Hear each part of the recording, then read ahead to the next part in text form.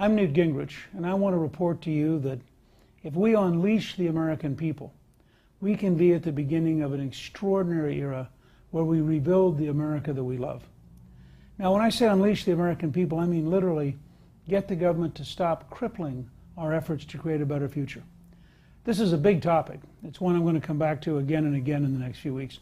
But I want to start with a part of it that relates to national security, relates to your personal family budget, relates to the economy, and relates to balancing the federal budget. All four in one topic. And it comes down to a simple idea. What if we had a program that enabled the American people to develop so much new energy that we were in fact no longer reliant on Saudi Arabia, Iraq, Iran? We didn't care what the Iranians did in the Straits of Hormuz because we were safe in national security terms. What if that new energy program created well over 1 million new jobs, high-paying jobs, jobs that put Americans back to work and kept the money here at home that we've been sending overseas, giving us a dramatic improvement in our balance of payments, strengthening the dollar, and giving us a chance to live much freer and more independently?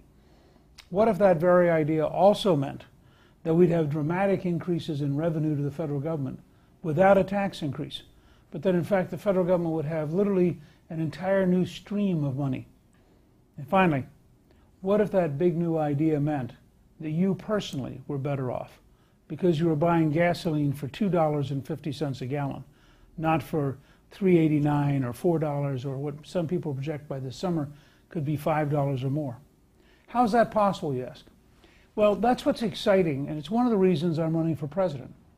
I know that science, technology, entrepreneurship have made tremendous progress. And I know that the politicians in Washington, the old-time establishment, the elite news media, the bureaucrats, don't have a clue what's possible, or in some cases they have a clue and they're opposed to it. And I'm going to cover both of those in the next few minutes. But let's start with a historic fact that I think is going to change our understanding of America's future and our understanding of the energy possibilities. That fact is called North Dakota. In North Dakota, there's a formation called the Bakken Formation. It has a tremendous amount of oil. It has much more oil than the U.S. Geological Survey used to think. In fact, based on one U.S. Geological Survey study, there's now 25 times as much oil as there was back when they first estimated it. Not 25% more, 2,500% more. Now, the reason we know this is, I think, very illustrative of what's wrong with America today.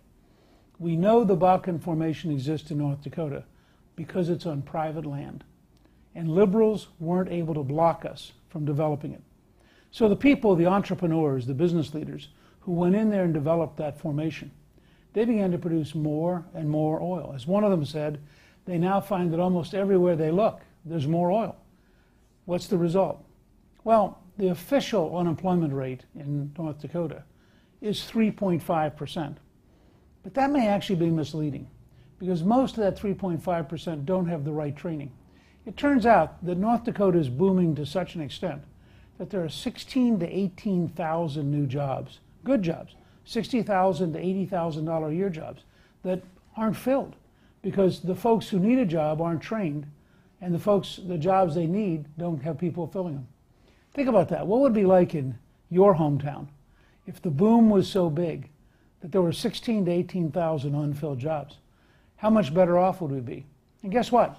When you have that kind of economic growth, you have an increase in revenue to the government. So the state government of North Dakota has had 7 consecutive tax cuts, and it now has a rainy day fund of several billion dollars, even though the entire state budget is only about $2 billion. So energy can lead to a bigger economy, more revenue for the government, better jobs for people. Now let's step all the way back and look at the other 49 states and look at the ocean around the United States. If North Dakota has that much energy, how much do we think we have everywhere else?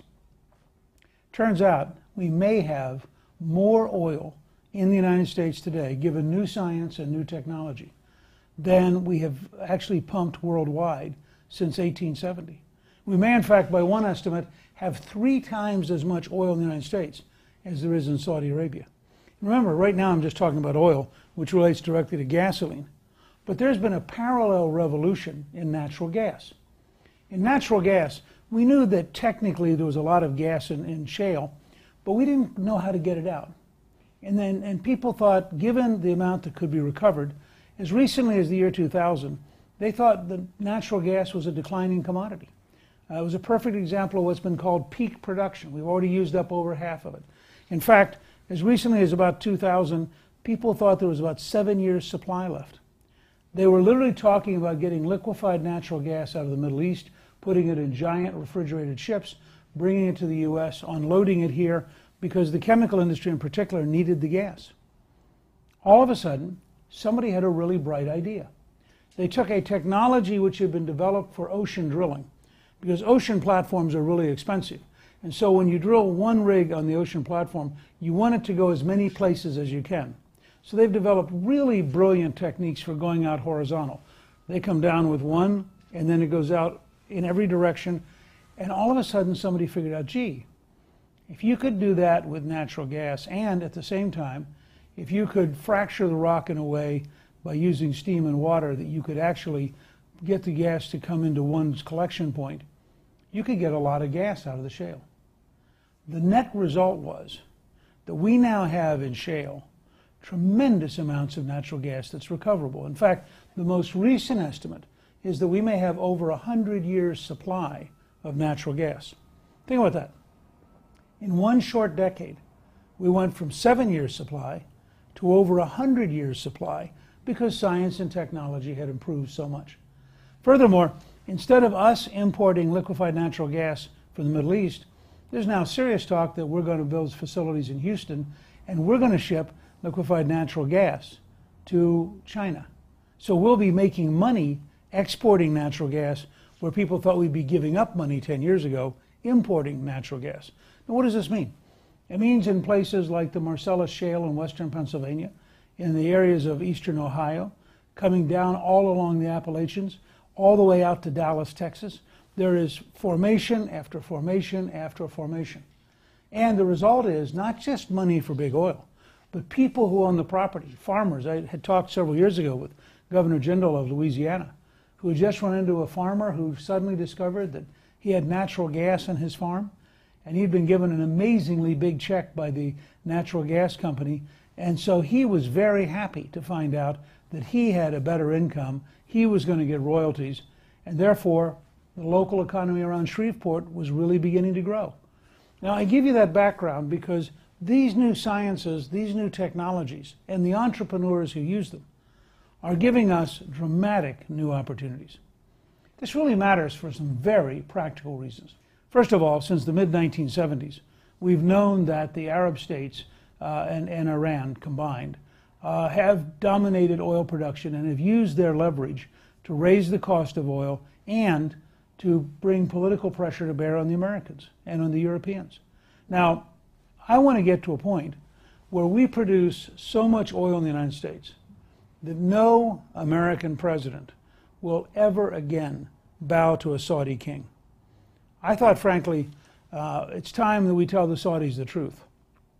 We know that they are the largest funders of schools called madrasas, which teach hate. We know that they spend several $billions a year exporting a very, very extreme version called Wahhabism. We know that they're not straight with us. And up to now, our presidents have been too cautious to say, oh, gee, I don't want to offend the Saudis. I don't want them to do something with their oil supply. Well, we have an opportunity now to turn that around. We have an opportunity to build up the American oil supply, the American natural gas supply, so we can then tell the Saudis the truth, so we can deal with them from a position of strength, so we can no longer worry about the Persian Gulf. And at that point, if in fact the Iranians want to do something in the Straits of Hormuz, maybe the Chinese have a problem, or the Indians have a problem, or the Europeans have a problem. But I'm not sure at that point that the Americans are going to have a problem if we become, once again, what we were in World War II, the leading producer of oil in the world. And in fact, there's at least one study already out that says by 2017, if we do the right things, we will produce more oil than either Russia or Saudi Arabia, and we will regain by the end of the decade being the leading producer of oil in the world. What I want to do is accelerate that for a couple reasons. First of all, to get this economy back on track. If you had $500 billion a year that was not going overseas, that was paying royalties in the U.S., paying owners, paying people to go out and develop the oil, paying pipeline builders, you would suddenly have a really booming economy right here at home. We have an opportunity to really help our economy. There's a second part. Every time gas prices go up, they're the equivalent of a tax on working Americans and retired Americans. Think about it. You go to the gas station. If you're paying $4 a gallon, you have a lot less money left each week than if you're paying $2.50 a gallon. Now, $2.50 may sound like it's an impossible number. That's baloney. When I was Speaker of the House, we paid $1.13 on average during the 4 years I was Speaker. When Barack Obama became president, we paid $1.89 that week. But the Obama administration is so anti-oil, so anti-gas, so anti-fossil fuels in general, including coal, that basically their view is if we have lots of it, they don't want it. They're prepared to do almost anything to stop the development of these kind of programs. You may think I'm exaggerating, but let me give you an example.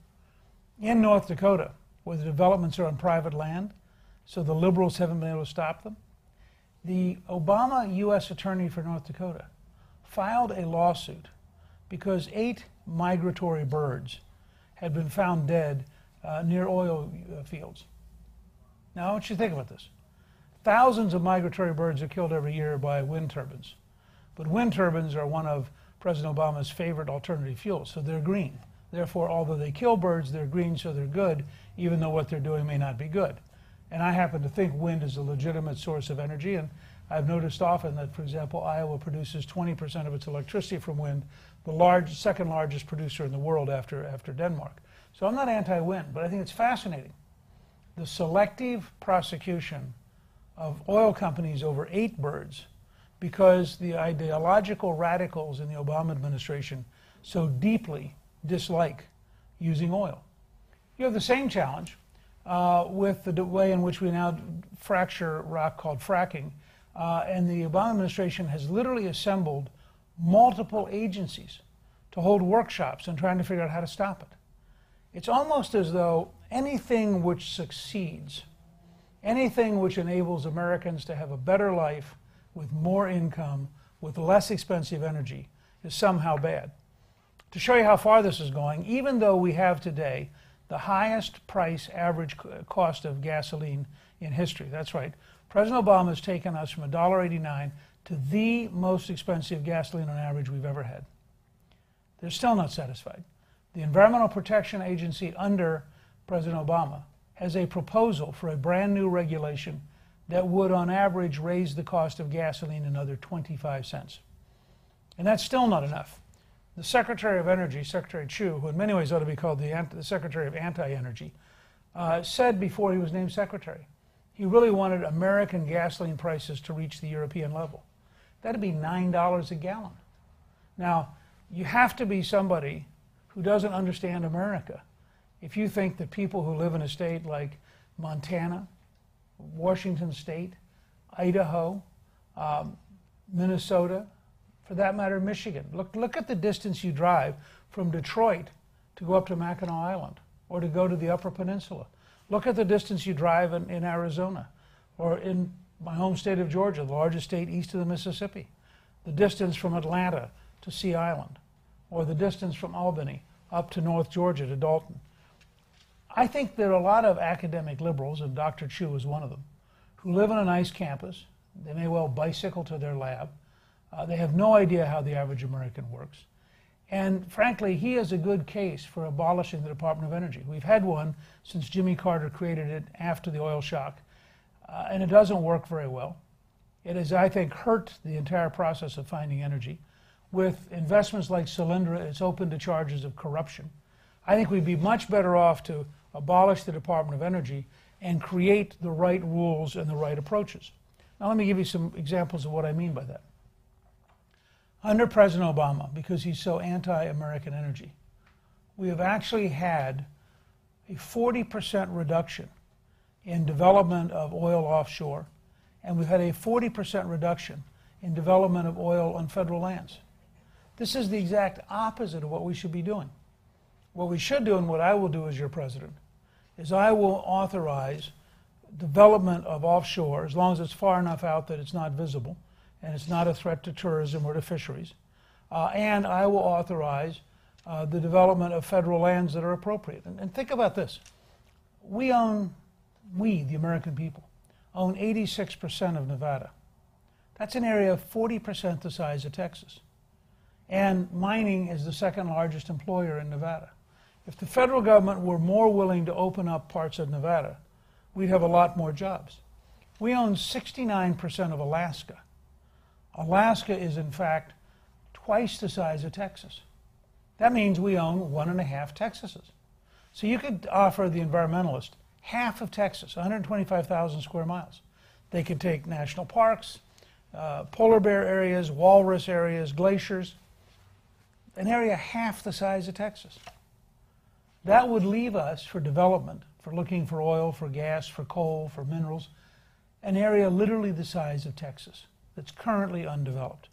So when I suggest to you, with the new technologies, with the new ability to have very sophisticated seismic exploration to target where the reservoirs of oil and gas are, with the ability to go out and have very sophisticated and efficient methods of going down and finding them, we could have an explosion of new energy, new sources, and new capacity. There's no reason we can't set 4 goals. Become energy independent for national security reasons, develop enough new energy here at home that we create well over 1 million jobs in the next few years, high-paying jobs, very useful jobs, jobs which, by the way, increase our manufacturing base, because much of energy production requires manufactured products in order both to drill, to process, to transport. Third, by using federal property and by allowing offshore development on federally controlled waters, we get paid a royalty. One of the leading experts on North Dakota has suggested that we might well have, over the next generation, 18 trillion, not billion, $18 trillion in royalties that we could gather for the federal government with no tax increase. And in fact, to accelerate that, I propose the following tax changes. I propose we go to zero capital gains tax, so hundreds of billions of dollars pour into the United States to enable us to have new investment, new factories, new exploration, new companies. I've suggested a 12.5% corporate tax rate, which will liberate about $700 billion in overseas profits to bring them back home to be reinvested and to allow our companies to compete everywhere in the world. I've also proposed that we abolish the death tax permanently so that we're in a position where family businesses can focus on job creation and on being successful, not on hiding from the IRS. I've also proposed that we have 100% expensing. And what that means is when you invest in new equipment, you'd write it off in 1 year. Now that's really important because it means if we're going to go out and find new oil, we're going to move the oil with pipelines, we could make it very desirable to develop energy in America and to develop manufacturing in America so that the energy companies would be buying from American manufacturers, and you'd once again have rebuilt our machine tool industry and rebuilt our industry that supplies goods and services. I was in a company that makes forklifts, Extreme Manufacturing, in Las Vegas, Nevada, and they were looking forward to the Keystone Pipeline because they were building the forklifts in Nevada that were going to be used to build the pipeline. So there are jobs all over the country fitting back into this reemergence. I guarantee you that as your president, on the very first day, I will sign an executive order approving the Keystone Pipeline so that oil can come from Canada through the United States to Houston and Galveston. That way we'll have 30 to 50,000 new jobs building the pipeline, and for the next 50 years, we'll have people working to maintain the pipeline, we'll have people working to process and refine the oil products, and to ship them out of the ports of Galveston and Houston. It is a win-win program. I am dedicated to making sure that the Canadians do not have to have a partnership with China to build a pipeline due west across the Rockies. I want them to have the less expensive, more effective, and frankly more pro-American pipeline that comes right down to Houston and enables us to make money with our Canadian neighbors in a way that's positive for both countries and that helps increase our national security. So these are very practical steps we can take. A president who is willing to replace the Environmental Protection Agency with a brand new Environmental Solutions Agency dedicated to common sense, to science and technology, to innovation, and to being economically rational. A president dedicated to opening up offshore so that we can develop the maximum amount of American oil and gas right here at home. President willing to use federal lands that were appropriate, not national parks, not areas of great beauty, but we have millions of acres that we can allow to be developed in a way that will be good for America, good for our economy, good for our national security. A deliberate strategy to bring down the price of gasoline to $2.50 a gallon or less so that you can afford to buy the kind of car you want. And remember, once we prove there is no peak oil, once we prove that in fact there's a huge volume of energy out there that we can develop if we're willing to do it, there's no reason to have CAFE standards. CAFE standards were adopted for automobiles as a response to the Arab embargo in the 1970s. But if we're going to produce plenty of energy, let the American people buy the car or truck they want. We don't need this meddlesome Washington bureaucracy and Washington politicians dictating to the rest of us what we should do and how we should live. People, if they go to work and they earn a living and they pay their taxes, when it's their take-home pay, it ought to be their decision. And they ought to have the freedom to drive what they want to, and they ought to have the freedom to enjoy the things they want to enjoy. And they shouldn't be told by some Washington bureaucrat or some Washington politician what they have to do. And frankly, if we eliminate the CAFE standards, all of our auto companies are going to be healthier overnight. The American people replied to earlier bureaucratic meddling by moving from full-size cars when they were outlawed to trucks. So the effect wasn't to have us go to smaller vehicles. It was just to shift us out of cars into trucks.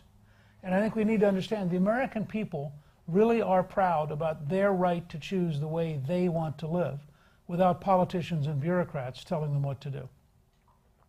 Let me say finally, if we do all this, the amount of money we're going to generate is going to enable us to move towards a balanced budget if we control spending, if we modernize the federal government, if we adopt anti-fraud procedures, if we abolish a couple of departments, if we take the 10th Amendment project that Governor Rick Perry's agreed to head up, and we return power back home to state and local government, those things will enable us to move back towards a balanced budget.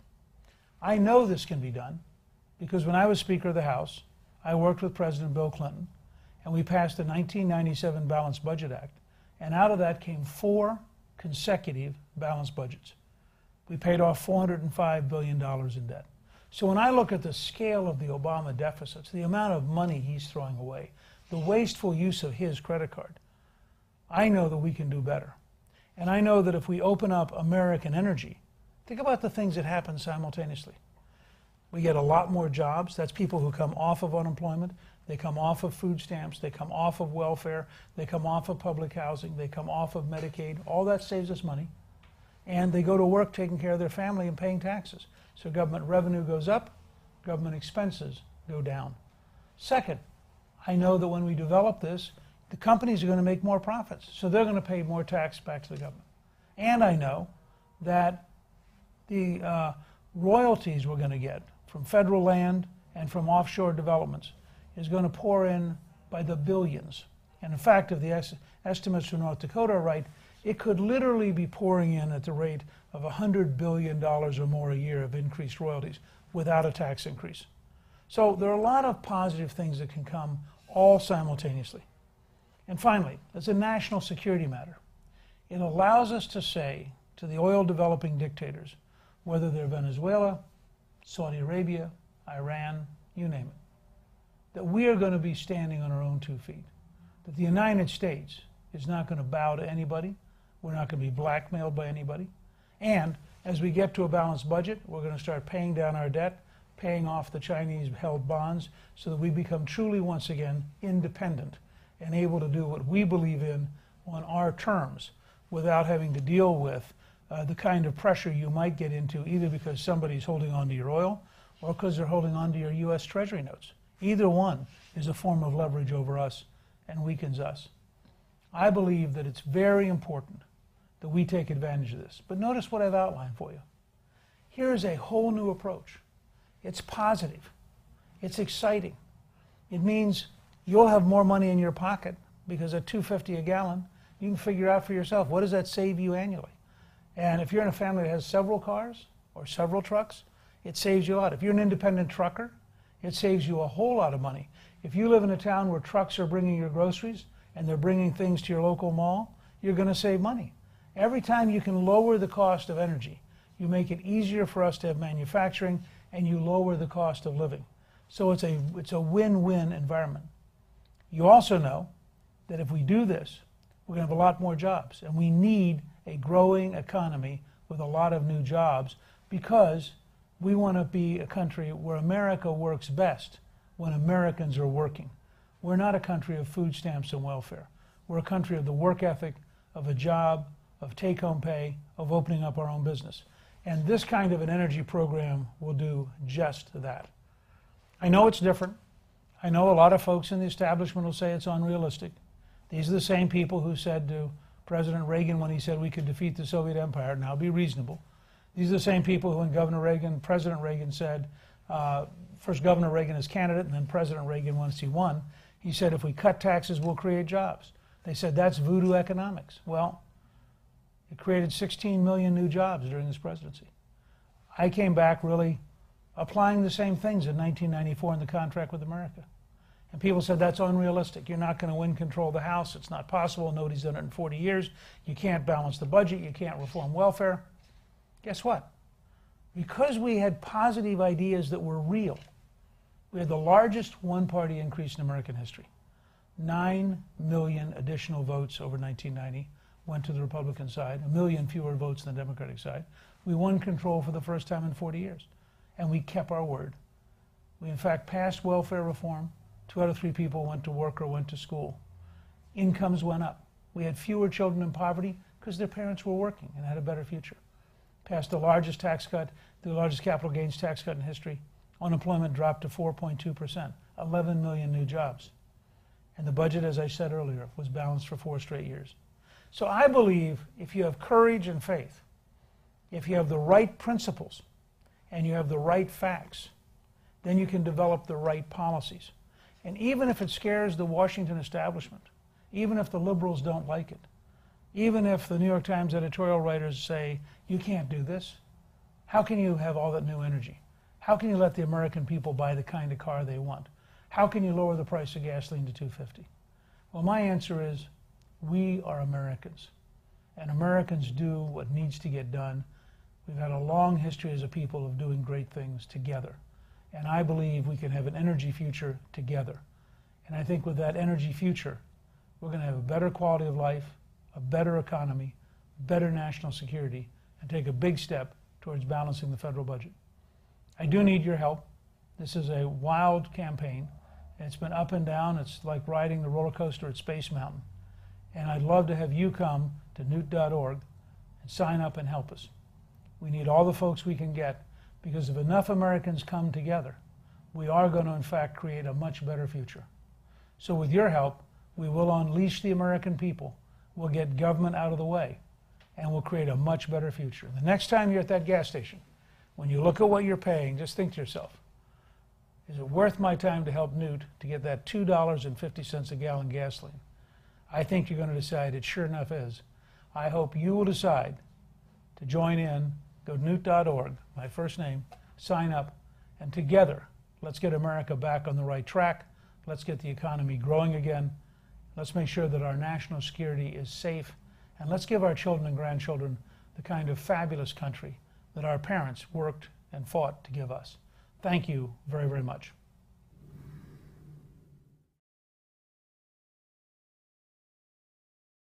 Mm-hmm.